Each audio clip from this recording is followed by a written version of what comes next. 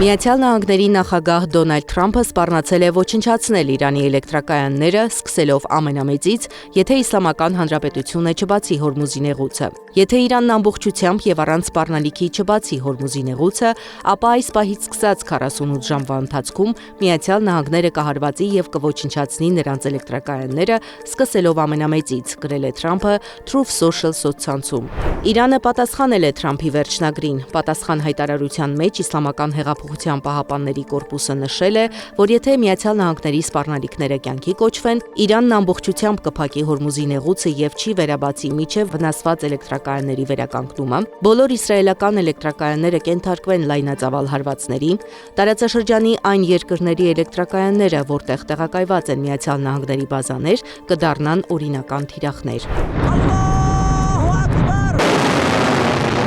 Իրանը բալիստիկ հրթիռներով հզոր հարվածներ է հասցրել Իսրայելի հարավային շրջաններին, հիմնական թիրախում են հայտնվել Արադ եւ Դիմոնա քաղաքները, հաղորդվում է զոհի եւ մոտ 175 վիրավորի մասին։ Իսրայելի վարչապետ Բենյամին Նեթանյահուն այցելել է իրանական հարվածներից տուժած Արադ քաղաք, անձամբ տեսել ավերածությունները։ Իսրայելը կշարունակի հարվածել իր թշնամիներին բոլոր ճակատներում։ X-ի իր էջում գրել է Նեթանյահուն, նշելով, որ շատ ծանր երեկո են ունեցել։ Իրանի վերջին շահի որդին Ռեզա Փահլավին կոչ է արել Թրամփին ու Նեթանյահուին չհարվածել Իրանի քաղաքացիական ենթակառուցվածքներին։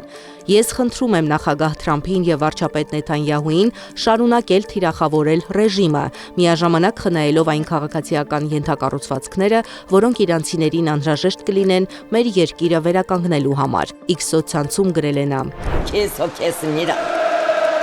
Կիմ Չեն Ընը վերընտրվել է Հյուսիսային Կորեայի ամենաբարձր պետական գործերի ղեկավարի պաշտոնում։ Փետրվարի վերջին էլ նա ընտրվել էր աշխատանքային կուսակցության գլխավոր քարտուղարի պաշտոնում։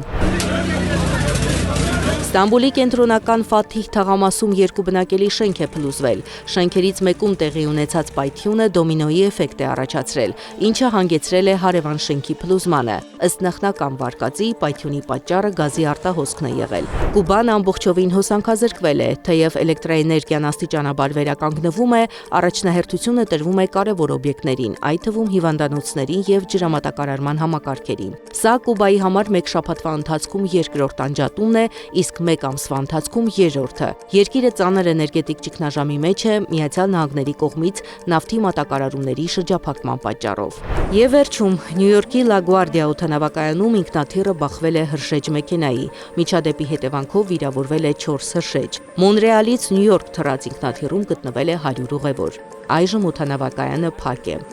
Զարա Սարգսյան, Աշոտ Բարբարյան, ABC Media։